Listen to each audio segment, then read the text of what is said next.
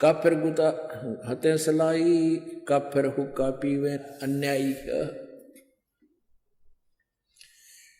अपने आत्मा सबसे बड़ा दोष, वैसे तो सारे ही अपराध हैं, जैसे मांस खाना, शराब पीना है, ये और बताए हैं भाई, प्रनारी को तकना, कन्या को मारना, ये भी ढेर आदमी के काम होते हैं।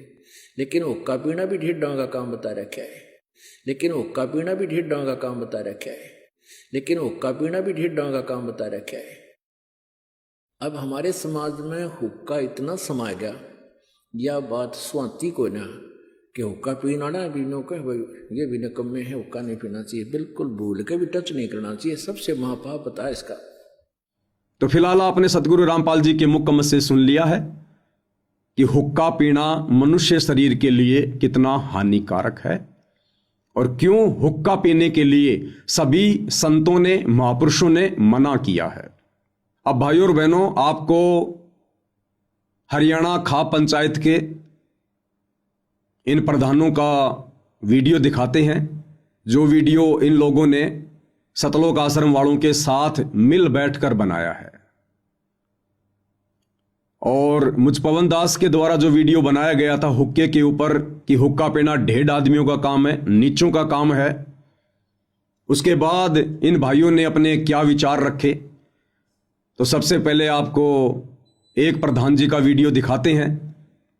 सबसे पहले उनके विचार सुनिए, फिर दास अपना स्पष्टीकरण देगा। कहने का मतलब यो है, अब जो भाई कौन है बताओ तो अपना आपने संत रामपाल का चेला है, लेकिन पंचायत के लिए वो शब्द प्रयोग करें जब जिसका कोई भी मतलब गिरा हुआ शत्रु होना सब नीचा। ये तो ढेर आदमी है, पंचायतियाँ का के मांगे, इन यो क्यों सम्मान करे और इनका के सम्मान होता, ये उसके अभद्र भाषाओं को सुन के भाई दिल बड़ा काल पाया। और हमने तो न्यू ही सोचा था अब शायद भाई संत जी का चेला होगा। हम आपस में डिस्कस करी, मेरा लागे वो काटे हुए आदमी है और वो न्यू प्रचार करता, लोगों ने ठगदा हंड है, गुरु जी ने भी भूंडा करे है और भाई संत समाज ने भी भूंडा करे है, चौबीसी खाप ने भी भूंडा करे।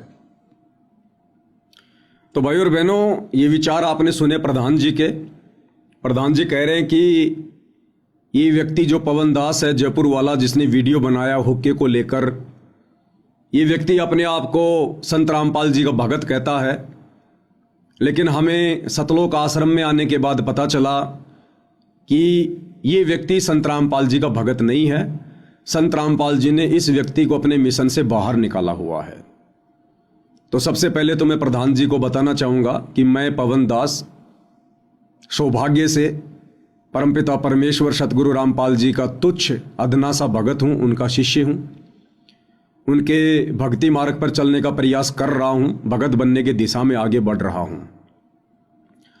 और इस बात का निर्णय ना ही तो प्रधान जी आप कर सकते हैं और ना देश का प्रधानमंत्री कर सकता है और ना ही ये सतलोक आश्रम वाले कर सकते हैं, जिनके साथ बैठकर आप जी इंटरव्यू दे रहे हैं कि कौन व्यक्ति सतगुरु रामपाल जी का भगत है और कौन व्यक्ति नहीं है। इस बात का निर्णय तो दो ही प्रकार से हो सकता है, या तो स्वयं सतगुरु रामपाल जी परमेश्वर इस बात का निर्णय करें, या फिर जो व्यक्ति सतगुरु रामपाल जी की शरण में है, उनके भक्ति विधान से और उनकी मान मर्यादाओं से जो परिचित हैं, वही व्यक्ति ये बता सकता है, निर्णय दे सकता है कि सत भक्ति विधान के अनुसार कौन व्यक्ति सतगुरु रामपाल जी का शिष्य कहलाने का अधिकारी है और कौन व्यक्ति नहीं है। दूसरी बात, आप जी ने अपने वीडियो में कहा कि इस व्यक्ति पवन दास ने पंचायतों के लिए बहुत ही घटिया और अशोभनीय शब्दों का प्रयोग किया है।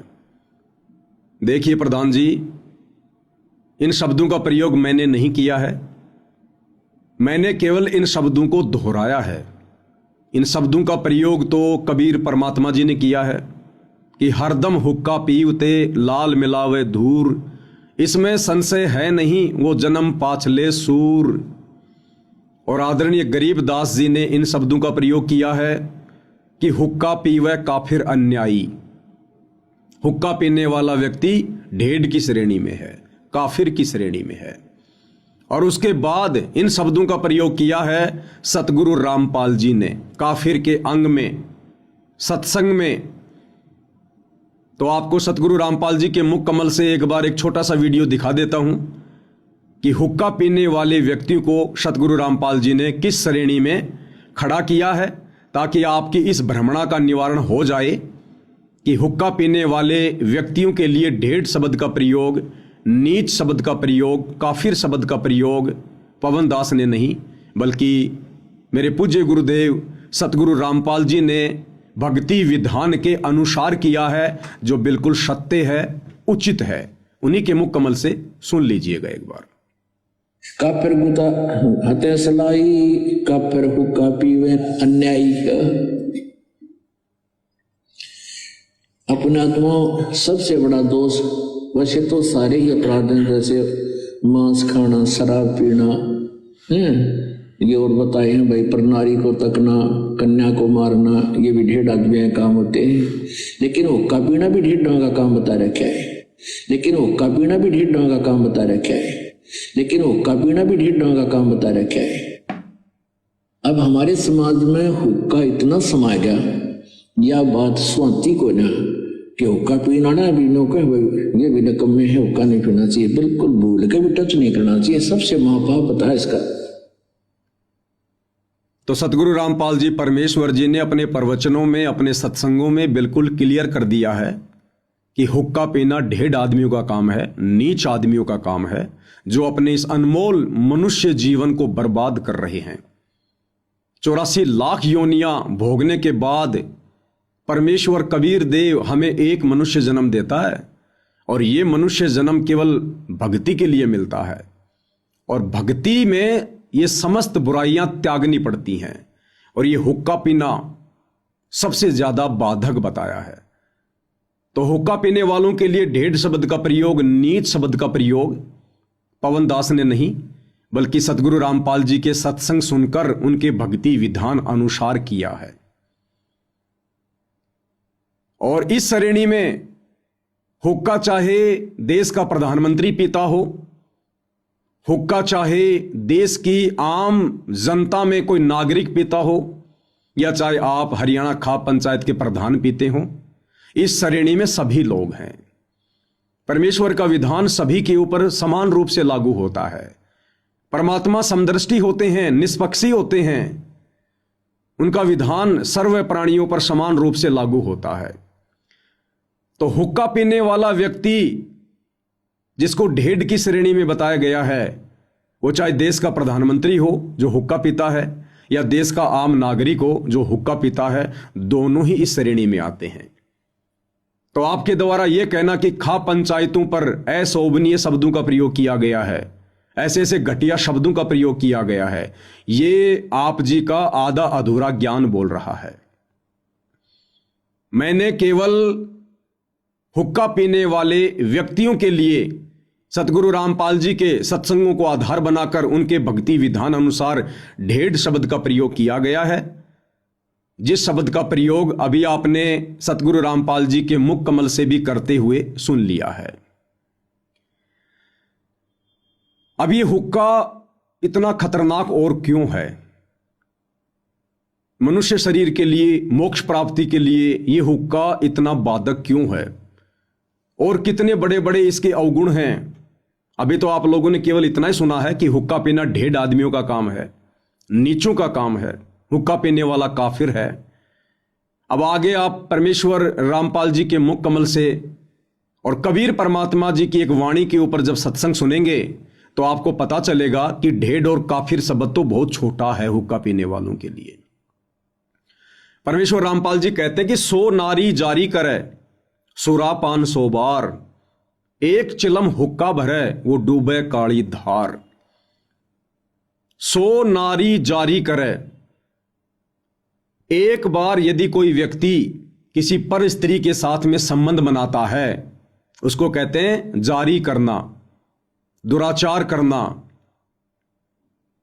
एक व्यक्ति यदि किसी एक औरत के साथ में दुराचार करता है, संबंध बनाता है, जारी करता है, तो उसकी सजा कबीर परमात्मा ने क्या बताई? पर द्वारा स्त्री का खोले और 70 जन्म अंधा हो डोले। वो व्यक्ति 70 जन्म लगातार अंधे के प्राप्त करता है, गधा बनकर, कुत्ता बनकर या फिर मनुष्य बनकर। जैसे बहुत सारे इंसान अंधे पैदा होते हैं। रामभद्राचार्य जी जो कि एक कथावाचक हैं, वो भी अंधे हैं। किसी पूर्व जन्म में जब उनको मनुष्य जन्म प्राप्त था, उन्होंने ये दुराचार किया था। क्योंकि हर जन्म में इंसान संत थोड़ी होता है, भगत थोड़ी होता है। दुराचारी व्यक्ति का भी जीवन प्राप्त करता है, कसाई का भी प्राप्त करता है, राजा का भी करता है, व्यभिचारी का भी करता है, वेश्या का भी करता है, जिसके परिणाम स्वरूप वो व्यक्ति लगातार 70 जन्म अंधे के प्राप्त करता है। एक बार एक पर स्त्री के साथ में शारीरिक संबंध बनाने वाला, दुराचार करने वाला 70 जन्म वो व्यक्ति अंधे के प्राप्त करता है।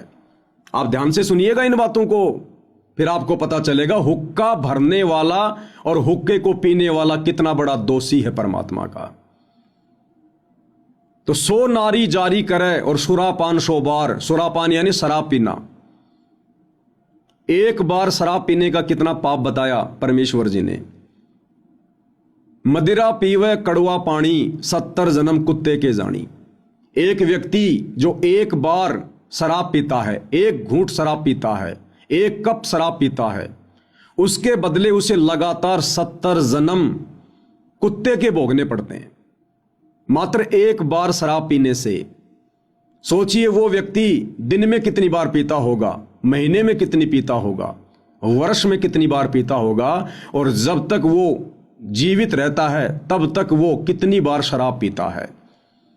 तो एक बार शराब पीने की सजा परमेश्वर के विधान अनुसार 70 जन्म लगातार कुत्ते के, और एक पर स्त्री के साथ में शारीरिक संबंध बनाने का कितना बड़ा पाप। पर द्वारा स्त्री का खोले, 70 जन्म अंधा हो डोले।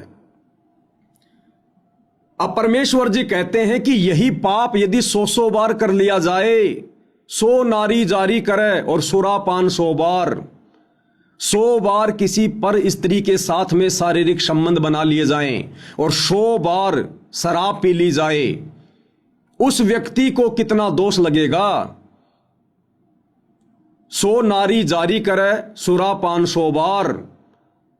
कहते हैं इतना पाप, एक चिलम हुक्का भरे वो डूबे काली धार।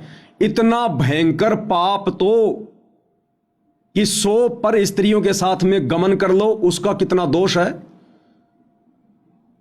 और 100 बार शराब पी लो, उसका कितना दोष है। कहते हैं इतना पाप, इतना दोष परमेश्वर जी के विधान अनुसार एक हुक्का भरने वाले को, किसी को सिगरेट हाथ में पकड़ाने वाले को, बीड़ी सिगरेट हुक्का पीने वाले को, सहयोग करने वाले को है। इतना दोष, इतना पाप। और जो व्यक्ति हुक्का पीता है, बीड़ी सिगरेट पीता है, परमात्मा कहते हैं उसका तो बेड़ा गर्क होता है, बेड़ा गर्क। इसलिए सतगुरु रामपाल जी ने हुक्का पीने वालों को, नशा करने वालों को ढेड़ की संज्ञा दी है, नीच की संज्ञा दी है। वो इतना दोषी हो रहा है परमपिता परमेश्वर जी का, अज्ञानता में, नासमझी में। आपको सतगुरु रामपाल जी के मुख कमल से सुनाते हैं। मैं कहूंगा अपनी तरफ से, और यदि सतगुरु रामपाल जी का प्रवचन नहीं सुनाऊंगा तो आप फिर से यही कहोगे कि इस पवन दास ने घटिया शब्दों का प्रयोग किया है। तो सतगुरु रामपाल जी के मुख कमल से सुनकर फिर आप जी विचार कर लेना कि अगर ये शब्द घटिया हैं तो ये घटिया शब्द पवन दास ने कहे हैं या फिर सतगुरु रामपाल जी परमेश्वर जी ने कहे हैं। तो सुनिए उन्हीं के मुख कमल से कि 100 नारी जारी करे, सुरापान 100 बार, और एक चिलम हुक्का भरे वो डूबे काली धार।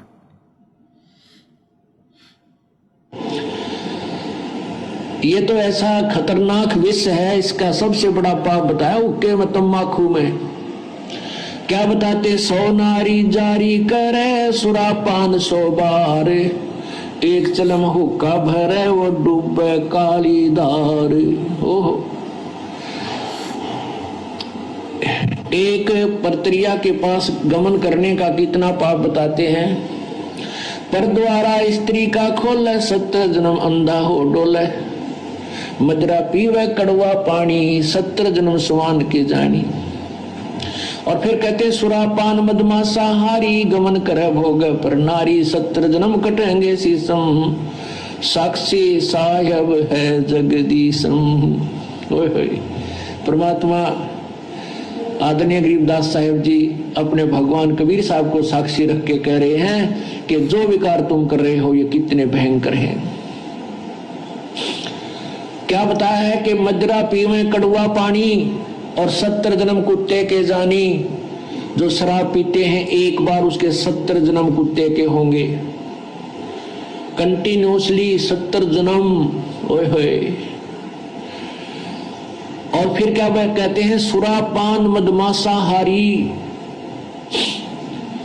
सुरापान कहते हैं शराब पीने वाला, शराब पीता है जो, और मांस आहार करता है। और गमन करे भोग पर नारी, जो दूसरे की पत्नी के पास दुराचार करता है, तो उनके साथ क्या बनेगी, 70 जन्म कटेंगे शीसम, साक्षी साहेब है जगदीशम। उन लोगों के 70 जन्म शीश कटेंगे, कि तो बकरा बनेगा, कि तो मुर्गा बनेगा, कि तो वैसे, कि तो गंडासी में आकर कटेगा, कि तो थ्रेसर में आकर नाड़ आ जाएगी। यानी दुर्गति से मौत होगी, बुरे जन्म होंगे। उसके लिए बताते हैं कि 100 नारी जारी करे सुरापान 100 बार। ओए होए। मदरा पीवे कड़वा पानी, शराब पीवे उसके 70 जन्म कुत्ते के होंगे। और ये 100 बार पीने वाला 100 बार पी ले और 100 बार पर नारी गमन कर ले, उनको कितना पाप हो जाएगा, बहुत ज्यादा। कहते उन सबको मिलाकर एक हुक्का पीने वाले को, एक हुक्का भरने वाले को पाप है। पीने वाले गेला तक के बनेगी, क्या बुरा हाल होगा उसका, जो केवल भरकर देता है, पीने का सहयोग देता है, उसकी ये दुर्गति। और पीने वाले का तो पता नहीं कितना जुल्म होगा उसके ऊपर। सुरापान 100 नारी जारी करे सुरापान 100 बार, एक चिलम हुक्का भरे वो डूबे काली धारी। इसलिए मना करते हैं कि तुम हुक्का भी भर के मत देना। उन जो पाप कमा रहे हैं, स्वयं भी नरक में जा रहे हैं और उसमें सहयोगी बना रहे हैं अपने पुत्र पुत्रियों को, पौत्र पौत्रियों को या पुत्र वधुओं को भी आजकल हुक्का भरवाने लगे। तो प्रधान जी, आपने सुन लिया होगा सतगुरु रामपाल जी के मुख कमल से कि हुक्का भरने वाले को कितना दोष है, कितने जन्म वो लगातार कुत्ते के प्राप्त करेगा, कितने जन्मों तक लगातार उसके सिर कटेंगे और मोक्ष से वंचित होगा, 84 में जाएगा। और सतगुरु रामपाल जी तो किसी को हुक्का भरकर देने से भी मना करते हैं। तो सोचिए फिर ऐसे व्यक्तियों से सतगुरु रामपाल जी कैसे अपना मान सम्मान करवाएंगे। और क्या ऐसे व्यक्ति ऐसे परम संत का, पवित्र महापुरुष का मान सम्मान करने का अधिकारी है? अरे आप अपने आप को पंचायती कहते हैं, प्रधान कहते हैं, सरपंच कहते हैं कि पहले हम ही लोग न्याय किया करते थे। तो पंचायतियों का काम होता है दोनों तरफ की बातें सुनकर निष्पक्ष होकर न्याय करना। अब बताइए सरपंच जी, प्रधान जी, सतगुरु रामपाल जी तो हुक्का पीने वालों को ढेड़ कह रहे हैं, नीच कह रहे हैं, काफिर कह रहे हैं, और कितना उनको दोष लगेगा। हुक्का भरने के लिए भी मना करते हैं। तो बताइए सतगुरु रामपाल जी फिर हुक्का पीने वालों से, हुक्का पीने में किसी का सहयोग करने वालों से, शराब पीने वालों से, मांस खाने वालों से भला कैसे अपना मान सम्मान करवाएंगे? इसलिए वो वीडियो बनाया गया था ताकि आगे से इस प्रकार का कोई झूठा मान सम्मान करके आप जी संत के, परमात्मा के दोषी ना बने। अब प्रधान जी, आपका दुर्भाग्य, जो बातें आपको इस वीडियो के माध्यम से सुनने को मिल रही हैं, आप लोगों का दुर्भाग्य कि ये सारी बातें आपको इन सतलोक आश्रम वालों ने नहीं बताई, नहीं समझाई, क्योंकि ये लोग काल प्रेरित हैं।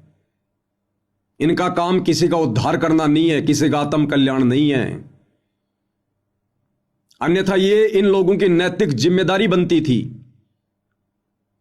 यदि आप लोगों ने मान सम्मान की बात को रखा कि भाई हम संत रामपाल जी का मान सम्मान करना चाहते हैं, तो ये इन आश्रम वालों की नैतिक जिम्मेदारी बनती थी कि प्रधान जी बहुत अच्छी बात है, आपने ये सोचा, परंतु इस भक्ति विधान अनुसार संत रामपाल जी की कुछ मर्यादाएं हैं, कुछ नियम हैं, हम उनका उल्लंघन नहीं कर सकते। अगर आपने वास्तव में उनका मान सम्मान करना है तो सबसे पहले आप उनके सत्संग सुनिए, उनके नियम और मर्यादाओं से परिचित हो जाइए। और प्रधान जी, ना ही कभी सतगुरु रामपाल जी ने किसी से अपना मान सम्मान इस प्रकार से करवाया है, और ना संत कभी मान सम्मान के भूखे होते हैं। फिर भी यदि आप उनका मान सम्मान करना चाहते हैं तो सबसे बड़ा मान सम्मान यही है कि आत्म कल्याण के लिए, मोक्ष दिलवाने के लिए, जगत का उद्धार करने के लिए जगत के तारणहार सतगुरु रामपाल जी धरती पर आए हुए हैं। आप इनके सत्संग सुनकर इनको पहचानिए, इनकी शरण में आइए, और आप इन तमाम हुक्के जैसी, शराब जैसी बुराइयों को त्याग कर, उनसे उपदेश लेकर आत्म कल्याण के मार्ग में आगे बढ़िए। यदि आप अपना आत्म कल्याण करवा लेते हैं तो ये सतगुरु रामपाल जी का आप जियों की तरफ से, आपके गांव की तरफ से सबसे बड़ा सम्मान होगा। क्योंकि सतगुरु रामपाल जी कहते हैं, आत्म प्राण उद्धार ही और धर्म नहीं दूजा। यदि कोई आत्मा परम संत से उपदेश लेकर अपनी आत्मा का कल्याण करवा लेती है, मोक्ष करवा लेती है, इससे बड़ा कोई धर्म नहीं है, कोई धर्म नहीं है। या फिर कोई किसी आत्मा का उद्धार करवा दे संत की शरण में लगाकर, उससे बड़ा कोई धर्म नहीं है।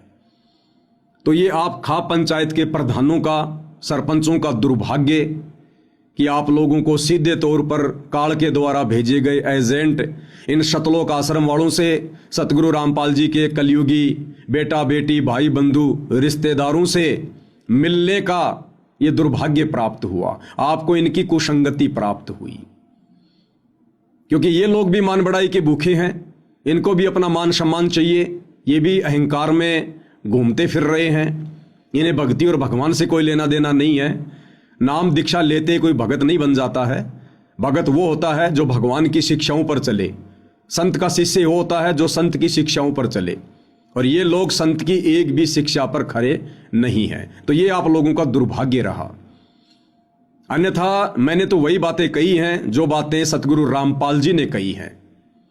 उसके बावजूद भी आप कह रहे हैं कि हम पवन दास पर मुकदमा करेंगे, मानहानि का मुकदमा करेंगे, समाज से उसका बहिष्कार करेंगे। तो भाई फिर ये पंचायतियों के लक्षण नहीं है। आप तो एक तरफा बातें कर रहे हैं, आप तो एक तरफा बातें कर रहे हैं। अगर इन्हीं बातों को लेकर, जो मैंने वीडियो में कहा कि हुक्का पीना 1.5 आदमियों का काम है, वो हुक्का चाहे देश का प्रधानमंत्री पियो, चाहे खाप पंचायत के प्रधान पियो, हुक्का पीने वालों के लिए वो शब्द हैं। तो यही शब्द तो सतगुरु रामपाल जी ने कहे हैं, जो अभी आपने सुने हैं। तो मुकदमा करना तो फिर गुरु चेले दोनों के ऊपर करो ना। अगर फिर मुकदमा ही करना है तो गुरु चेले दोनों के ऊपर करो। लेकिन आप लोग भी अपने स्वार्थों के वशीभूत होकर सतलोक आश्रम वालों के एहसानों के नीचे दबे हुए हैं, उनके साथ बैठकर, और उनके द्वारा जो मोटर और पाइप दिए गए हैं, आप उनके एहसानों के नीचे दबे हुए हैं। इसलिए सच कहने की हिम्मत और सच पर चलने की हिम्मत, न्याय करने की हिम्मत आप पंचायतियों में नहीं रही। अरे सीधी सी कहावत है, सांप को क्या मारते हो, सांप की मां को मारो, ताकि वो पैदा करना ही छोड़ दे। तो पवन दास ने यदि ऐसे शब्द कहे हैं तो न्याय तो यह कहता है, विधान तो यह कहता है कि पवन दास ने शब्द कहां से सीखे, पवन दास ने यह शब्द कहां से बोले? सतगुरु रामपाल जी के विचारों से, उनके सत्संगों से, उनके भक्ति विधान अनुसार। तो फिर मुकदमा तो गुरु चेले दोनों के ऊपर बनता है भाई। मानहानि का दावा तो फिर दोनों के ऊपर बनता है। तो भाई तुम काहे के पंचायती, तुम काहे का न्याय करोगे? थोड़ा विचार करो इन बातों पर। तो भाई और बहनों, अब आपको आगे प्रधान जी और क्या कुछ कह रहे हैं। जब इंटरव्यू लेने वाले ने कहा कि फिर आपके पास में क्या तरीका है उस पवन दास को चुप करने का, यदि वो नहीं मानता है तो आप जी क्या प्रक्रिया अपनाएंगे, तो प्रधान जी क्या कह रहे हैं। प्रधान जी कह रहे हैं कि हमारे पास में बहुत सारे हथकंडे हैं, लेकिन वो हथकंडे फिलहाल हम अपनाना नहीं चाहते। कौन से हथकंडे? गुंडागर्दी के, मार पिटाई के। कह रहे बहुत सारे हथकंडे हैं, लेकिन फिलहाल हम उस पवन दास से इस वीडियो के माध्यम से ये बात पहुंचाना चाहते हैं कि वो माफी मांग ले, अन्यथा हम उसका समाज से बहिष्कार भी कर सकते हैं। हम उस पवन दास का समाज से बहिष्कार भी कर सकते हैं और मानहानि का दावा तो अंत में उसके ऊपर ठोका ही ठोका जाएगा। तो प्रधान जी के और क्या कुछ विचार हैं, आप जी स्वयं सुन लीजिएगा। न्याय की तो यह बात से मारा बहुत गणे हथकंडे है। हम कोई ऐसा काम शुरू में पहले जट नहीं करना चाहते जिससे मारा कान भी आंगली उठे, नहीं तो सामाजिक बहिष्कार हम कर दिया। भाई इतना कानून कार्रवाई हम कर सका, हम हर चीज़ में सक्षम है, लेकिन उसने 5-4 दिन का टाइम दिया है। सार्वजनिक रूप से आ गए और माफ़ी मांगे तो ठीक है, नहीं उसके खिलाफ जो मानहानि का दावा हम जरूर गिराएंगे। तो प्रधान जी क्या कह रहे हैं कि हमारे पास में बहुत सारे हथकंडे हैं, समाज से बहिष्कार उसका हम कर सकते हैं, मानहानि का दावा हम करेंगे। तो प्रधान जी से मेरी विनम्र प्रार्थना है, विनती है, प्रधान जी आप क्या मुझ पवन दास का और सतगुरु रामपाल जी के सच्चे शिष्यों का बहिष्कार करेंगे? आप कौन से समाज से हमारा बहिष्कार करेंगे? जिस समाज का हमने बरसों पहले से खुद ही बहिष्कार कर रखा है, जिस समाज की गलत परंपराओं का, कुरीतियों का, रीति रिवाजों का, आडंबर और पाखंडों का सतगुरु रामपाल जी के प्रत्येक भगत ने जो उनके ज्ञान को समझ चुका है, उन्होंने बहिष्कार कर रखा है। फिर भला आप हमारा कौन सा बहिष्कार करेंगे? आप क्या बहिष्कार कर सकते हैं कि समाज से हुक्का पानी बंद कर देंगे? अरे हमने तो जिस दिन उपदेश लिया उसी दिन हुक्के फोड़ दिए। हमने वो ढेड कर्म, वो नीच कर्म उसी दिन त्याग दिया। बीड़ी सिगरेट पीना, हुक्का पीना, तंबाकू सेवन करना, मांस मदिरा का सेवन करना। तो आप समाज से क्या बहिष्कार करेंगे? हमने तो खुद ही इन चीजों का बहिष्कार कर रखा है। दूसरा, आप किस चीज का बहिष्कार करोगे? शादी विवाह में आना जाना, आप यहां से लोगों का बहिष्कार करते हैं कि जो व्यक्ति पंचायत की बात नहीं मानेगा, किसी भी शादी विवाह में आना जाना बंद, यानी समाज से उसका बहिष्कार किया जाता है। अरे जिस दिन सतगुरु रामपाल जी का भगत उनसे उपदेश ले लेता है, उसी दिन से वो इन फालतू की परंपराओं को त्याग देता है। शादी विवाह में आना जाना, शामिल होना उसी दिन से त्याग देता है। इन गंदी परंपराओं का बहिष्कार कर देता है, जिन परंपराओं ने समाज को कर्जे के नीचे दबा रखा है। उसी दिन से भात भरना, भात में जाना, भात में पाटड़े पर चढ़ना, पीलिया लेना या देना, इन सभी कुप्रथाओं का, कुपरंपराओं का सतगुरु रामपाल जी के भक्तों ने वर्षों से बहिष्कार कर रखा है। फिर भला आप अब क्या नया बहिष्कार करेंगे? ये होली मनाना, दिवाली मनाना, मकर संक्रांति मनाना, कोई भी त्योहार मनाना, ये सतगुरु रामपाल जी के भक्तों ने वर्षों पहले त्याग रखा है, बहिष्कार कर रखा है इन त्योहारों का, जो कि भक्ति में बाधक हैं। तो आप जी क्या बहिष्कार करेंगे? कहां से बहिष्कार करेंगे?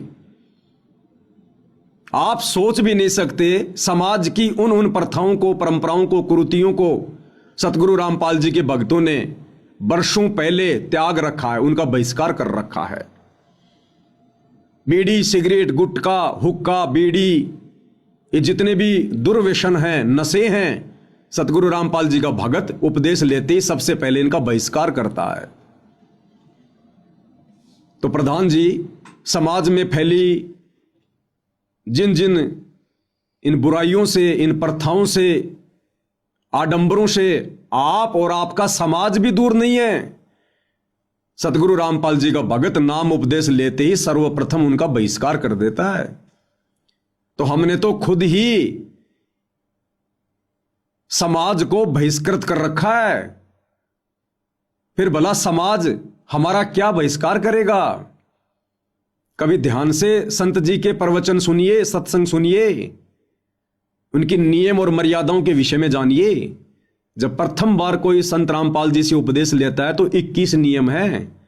आपने ज्ञान गंगा पुस्तक पढ़ी होगी, अगर इन लोगों ने आपको दी होगी तो, आश्रम वालों ने, उसमें 21 सूत्रीय नियम है। सबसे पहले सतगुरु रामपाल जी इन बुराइयों का बहिष्कार करवाते हैं जो समाज के लिए अभिशाप है, समाज के लिए जहर है। उसके बाद 4 महीने के उपरांत सतगुरु रामपाल जी दूसरा नाम सतनाम देते हैं। 21 नियमों के अलावा उसमें 34 नियम हैं। आप और आपका समाज तो उन नियम के विषय में जानता भी नहीं है, जिनका बहिष्कार सतगुरु रामपाल जी के भक्तों ने बरसों पहले से कर रखा है। तो प्रधान जी, आप कहां कहां से हमारा बहिष्कार करेंगे? हमने तो पहले समाज का बहिष्कार कर रखा है। दूसरी बात, आप कह रहे हैं कि मानहानि का दावा ठोकेंगे। कहां ठोकोगे? कोर्ट में, न्यायालय में। अरे सरपंच जी, आप क्या बोल रहे हैं? लोग आपको सुन रहे हैं, लोग आपको देख रहे हैं। आपकी करनी और कथनी में रात दिन का अंतर हो रहा है। एक तरफ तो आप कहते हैं हम पंचायती हैं, खा पंचायत, जिसका जिक्र BBC लंदन तक है, और जो न्याय हम कर देंगे वो कोई नहीं कर सकता। हम समाज से बहिष्कार भी कर सकते हैं। और दूसरी तरफ आप कह रहे हैं कि हम पवन दास के ऊपर मुकदमा ठोकेंगे। मुकदमा कहां ठोका जाएगा? कोर्ट में, न्यायालय में। फिर आपकी पंचायत क्या रह गई? फिर आप काहे के पंचायती? और क्या वजूद रह गया आपकी महम 24 खा पंचायत का? अरे पंचायतें तो अपना निर्णय स्वयं करती हैं, और आप कह रहे हो कि हम मुकदमा ठोकेंगे मानहानि का। तो आपकी पंचायत का फिर क्या वजूद रह गया, जब आप पंचायतियों को भी पवन दास पर मुकदमा ठोकने के लिए कोर्ट में जाना पड़ रहा है? तो कौन सी न्याय प्रणाली बड़ी होगी? महम 24 खा पंचायत या फिर ये कोर्ट वाली पंचायत, जो उन पंचायतियों को भी कोर्ट में जाना पड़ रहा है? फिर आपकी पंचायत का क्या वजूद रह गया प्रधान जी? अरे पंचायती तो अपनी परंपरा को बनाए रखते हैं, जो भी निर्णय होता है अपने स्तर पर करते हैं, कोर्ट का सहारा नहीं लेते। और यदि वर्तमान में कोर्ट का सहारा लेना पड़ रहा है तो छोड़ दो फिर अपनी झूठी पंचायतों को। केवल नाम रह गया, फॉर्मेलिटी रह गई। तो आप जी क्या कह रहे हैं और क्या करने जा रहे हैं, आप स्वयं अपनी करनी और कथनी के अंतर को देख सकते हैं।